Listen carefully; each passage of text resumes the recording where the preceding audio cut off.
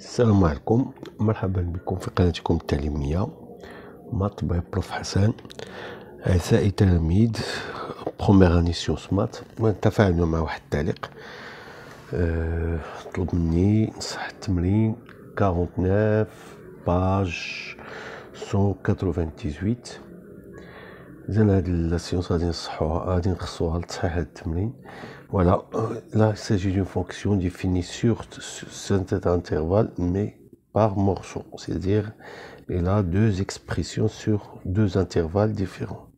Alors la première question, c'est montrer que les limites à droite et à gauche de 0 sont identiques et sont égales à f de 0. Alors je commence par la limite, voilà, la limite à droite.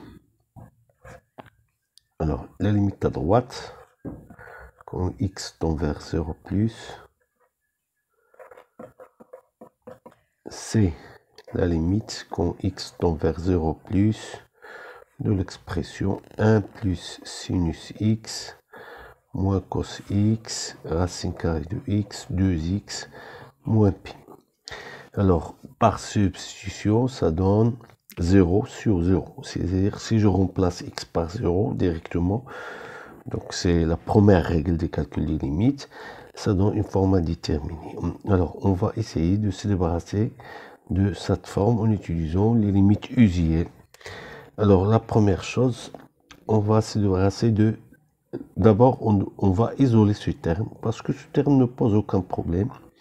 Donc, je vais écrire c'est 1 sur 2x moins pi, 1 plus sinus x moins cos x, le tout divisé par racine carrée de x. Pourquoi ce terme ne pose aucun problème? Car si je remplace x par 0, ça donne le réel moins 1 sur pi. Alors, quel que soit le résultat, ici, on ne va pas aboutir à une forme indéterminée. Alors, pour ce terme-là, alors je vais transformer cette écriture. Voilà. Alors, comme j'ai une racine carrée, je vais penser à le conjugué. Ça donne sinus carré moins cos carré x sur racine carrée 1 plus sinus x plus cos x. Et là, je vois tout de suite aussi, ce terme ne pose aucun problème parce que ça limite ci2.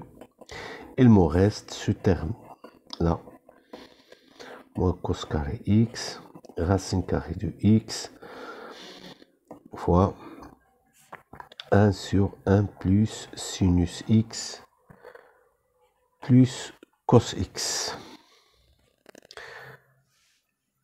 Alors là, bon, je vais transformer cos carré par l'identité cos carré plus sin carré est égal à 1. Alors ceci va me donner 1 plus sinus x moins 1 plus cos sin carré x, c'est sinus, voilà, sur racine carrée de x, fois ce terme. Alors je vais simplifier par 1. Ceci, il va me rester sinus x plus sinus au carré x divisé par racine carrée de x fois ce terme. Alors là, je vois tout de suite, je vais factoriser par sinus x sur racine carrée de x, facteur de 1 plus sinus x fois 1 sur 1 plus sinus x plus cos x. Alors, calculons la limite de ce terme. Dans la limite quand x tend vers 0 de sinus x sur racine carrée de x. Alors, on voit tout de suite, en multipliant par racine carrée de x les deux termes de la fraction, et j'obtiens une limite usuelle. Et la substitution, ça donne 1 fois 0, c'est 0. Alors, la limite des autres termes, c'est 1 plus sinus x, substitution, ça donne 1. Et l'autre terme, le dernier terme, la limite, quand x tend vers 0,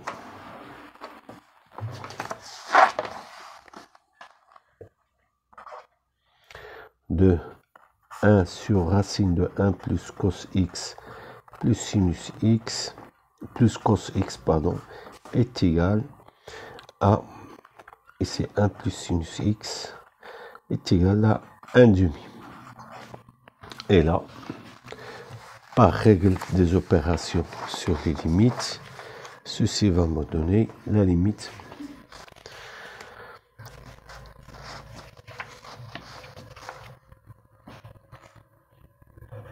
quand x tend vers 0 plus de f de x, ceci va me donner 0, parce que j'ai trouvé cette limite 0, 1 demi, ça donne 0, donc la limite de ce terme c'est 0, donc et la limite de ce terme c'est 0, et là c'est moins 1 sur pi, donc c'est moins 1 sur pi, multiplié par 0, ça donne 0. Alors maintenant, calculons les limites à droite. Alors je rappelle la formule de f de x sur cet intervalle. Donc limite quand x tend vers 0 moins de f de x est égal à la limite quand x tend vers 0 moins de sinus x moins tangente x divisé par x racine de 1 moins cos x. Alors là j'ai ce terme de 1 moins cos x, je vais l'écrire, c'est, alors j'essaie toujours de réduire l'écriture, c'est x, c'est 1, 2 fois sinus carré x sur 2. Alors c'est une formule de trigonométrique. Alors je rappelle, x il tend vers 0 moins, donc je vais simplifier cette racine carrée. Ceci va nous donner sinus x moins tangente x divisé par racine de 2 fois x fois valeur absolue de sinus x sur 2. Alors comme sinus x sur 2 est négatif, parce que je rappelle, x il est compris entre, pardon, x est compris entre moins pi sur 2, 0, donc x sur 2 compris entre moins pi sur 4 et 0. Donc son sinus est négatif. Donc ceci va me donner la limite quand x tend vers 0 de sinus x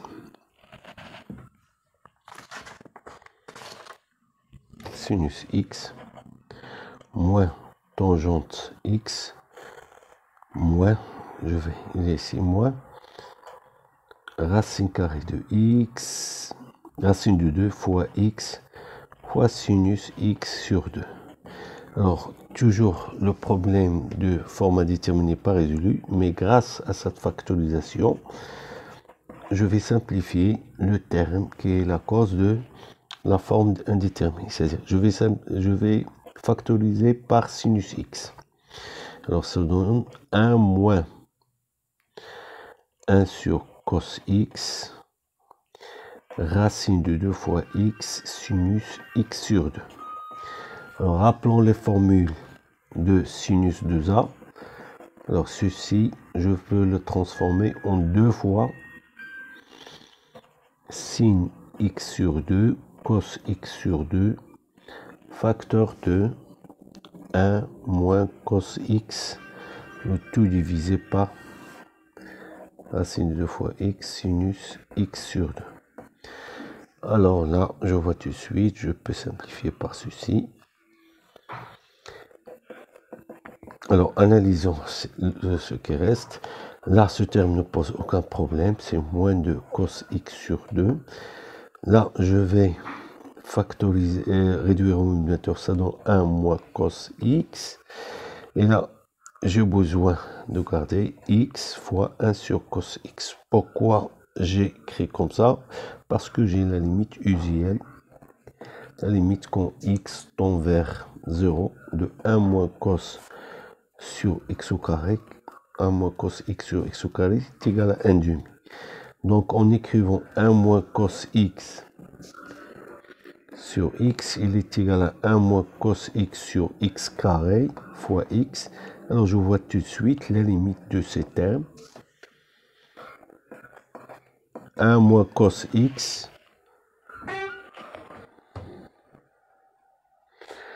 sur x est égal à 1 demi fois 0 qui est égal à 0. Et donc revenons à l'expression. Alors ceci est un rappel. Revenons à l'expression. Là c'est moins 2 fois cos de 0 c'est 1. Et là on a trouvé 0. Et là c'est 1 sur 1 c'est 1. Donc c'est 0. Et voilà la conclusion. Donc les deux limites coïncident. Ils ont pour limite 0 qui est égal à f de 0. Alors, on vous demande que peut-on conclure?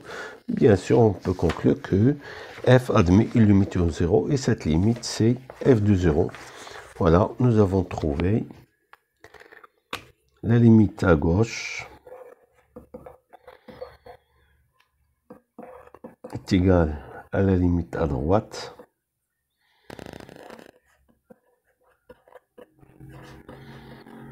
Est égale à f de 0. Car f de 0, c'est 0. Donc,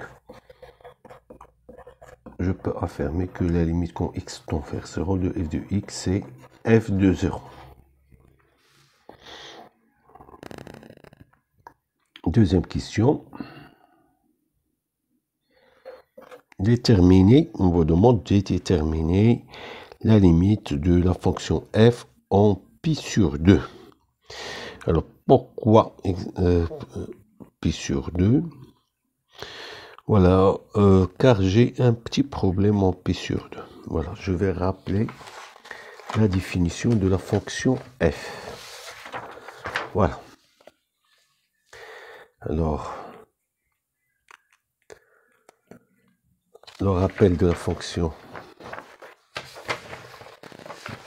L'expression de la fonction f.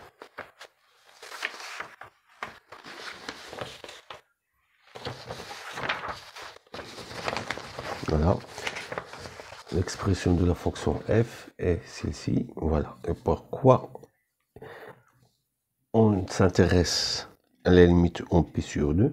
Car vous voyez ici, pi sur 2, elle est à l'intérieur de l'intervalle 0 plus l'infini. Alors là, je ne peux pas calculer la limite par substitution. Car si je remplace x par pi sur 2, ça donne 0. Voilà. Donc je vais étudier, est-ce que je vais tomber sur une forme indéterminée ou bien une forme déterminée qui donne l'infini. Alors d'abord,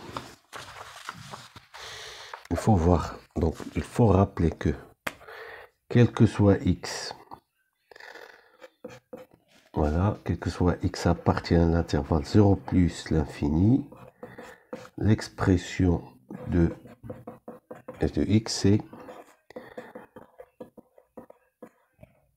moins cos x sur racine carrée de x, 2x moins pi. Donc, rappelons que pi sur 2, il est à l'intérieur de cet intervalle. Donc, on n'a pas besoin de la deuxième expression. D'accord? C'est-à-dire, lorsque je vais étudier la limite en pi sur 2, je vais utiliser seulement cette expression car pi sur 2 est à l'intérieur, c'est pas une extrémité. Donc, comment calculer la limite? Alors, comme vous savez là, c'est je remplace au numérateur. Alors, ceci va me donner racine de 2 et au dénominateur, ça donne 0. Donc, le quotient, c'est l'infini. Il suffit de préciser le signe de cette expression. Alors c'est très simple, le signe de cette expression. Donc là, sont précisés même, moins l'infini ou plus l'infini. Là j'ai 0 et là j'ai moins et j'ai plus. Là, à gauche de pi sur 2, c'est une expression négative. À gauche, à droite, c'est une expression positive. Alors, par règle de calcul d'une limite, à droite, alors j'ai trouvé c'est racine de 2 divisé par 0 plus c'est qui donne plus l'infini. La limite quand x tend vers p sur 2 moins de f de x, c'est racine de 2 sur 0 moins, c'est moins l'infini.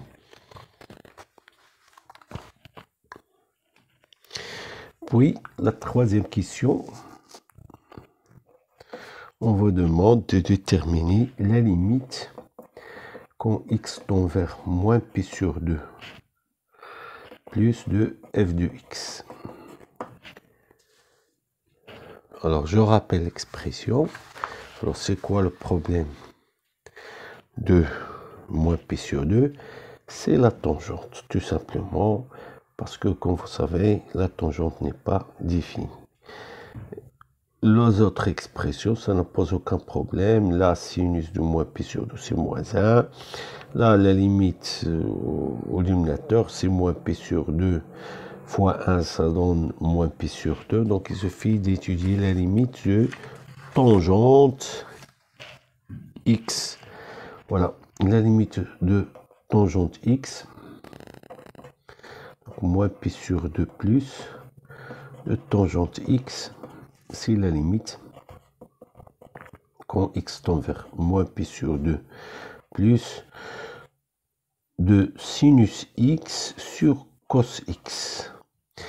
Alors, substitution au numérateur, j'ai moins 1, au dénominateur, c'est 0, mais il faut étudier le signe de la fonction cosinus, mais je m'intéresserai seulement à droite du moins pi sur 2. Alors, je vais prendre l'intervalle seulement moins pi sur 2, 0, qui correspond à cet arc-là.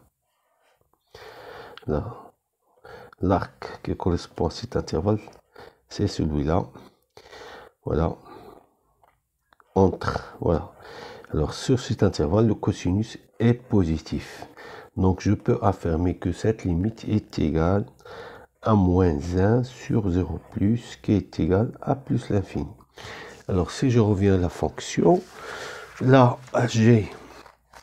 Non, pardon, là, c'est moins l'infini. C'est pas... Et là, je reviens à la fonction. La limite du numérateur, ça donne moins 1, moins l'infini, c'est plus l'infini, divisé par moins pi sur 2. Donc, plus l'infini sur moins pi sur 2, c'est moins l'infini. Alors, la limite, quand x tend vers p sur 2 moins plus de f de x, c'est moins l'infini. Voilà. Par les règles d'opération algébrique sur les limites. Numéro 4, question numéro 4, on vous demande l'encadrement suivant. Montrer 3. Montrer que quel que soit x appartient à l'intervalle 1 plus pi sur 2 plus l'infini, j'ai l'encadrement suivant. Valeur absolue de f de x inférieur ou égal à 3 sur racine carrée de x.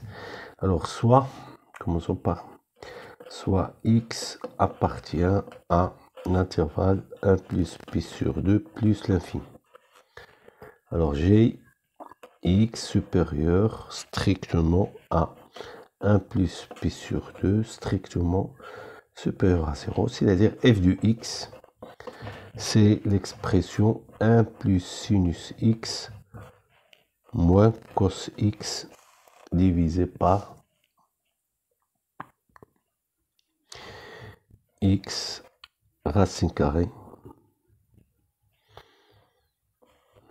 1 moins x. Ah, pardon.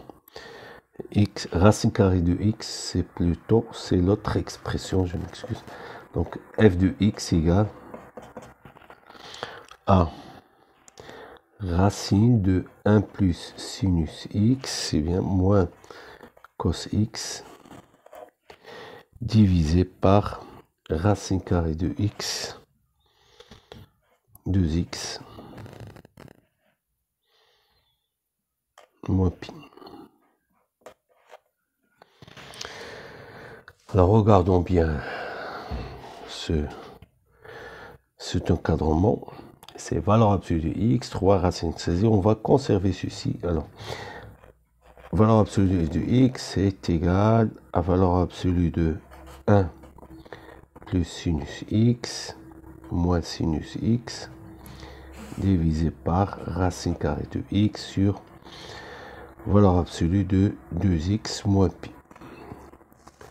Alors je rappelle ici que x est strictement supérieur. On a x est strictement supérieur à 1 plus pi sur 2. Alors multiplions par 2.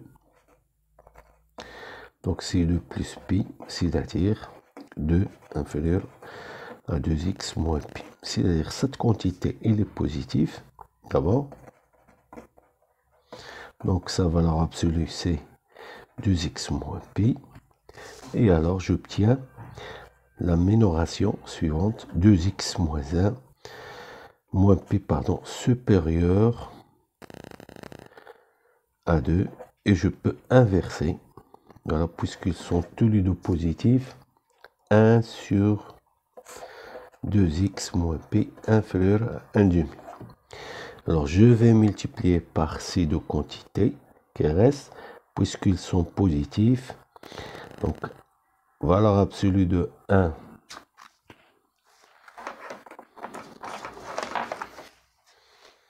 valeur absolue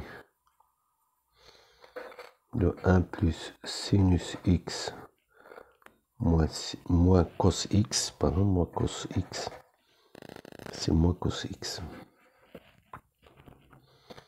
divisé par racine carrée de 2x moins pi, ce serait inférieur ou égal à racine de 1 plus sinus x moins cos x divisé par racine carrée de x fois 2. Donc reste à majorer celui-là. Donc pour majorer ce terme-là, on va utiliser ce qu'on appelle l'inégalité triangulaire. Voilà. Valeur absolue de 1 plus sinus x moins cos x, elle est inférieure à la valeur absolue de 1 plus sinus x plus valeur absolue de cos x. Alors rappelons que valeur absolue de cos x, c'est une quantité qui est toujours inférieure à 1. Alors sinus, voilà, là j'ai la valeur absolue, il suffit de minorer ceci. J'ai toujours sinus x, il est compris entre moins 1 et 1. Alors 1 plus sinus x est positif, donc inférieur ou égal à 2. Donc 1 plus sinus x inférieur à la racine de 2. Et là, on va majorer donc 1 plus sinus x moins cos x inférieur ou égal à racine de 2 plus 1. Donc j'obtiens finalement par transitivité inférieur à la racine de 2 plus 1, le tout divisé par 2 fois racine carrée de x. Alors toute cette quantité, je peux le majorer facilement par 3. Parce que racine de 1 plus 1 sur 2, il est inférieur à 3. Donc il est inférieur à 3 sur racine carrée de x. Alors la question finale, ou bien la dernière question, on déduire la limite quand x, voilà, on vous demande de déterminer la limite quand x tend vers plus l'infini. Alors, cette majoration, elle est valable sur l'intervalle 1 plus pi sur 2 plus l'infini. G, la valeur absolue de f de x, est une quantité inférieure à 3 sur racine carrée de x. Alors, comme la limite quand x tend vers plus l'infini de 3 sur racine carrée de x, c'est 0, car c'est 3 sur plus l'infini, alors je peux affirmer que la limite de f de x, c'est 0. et merci de votre attention.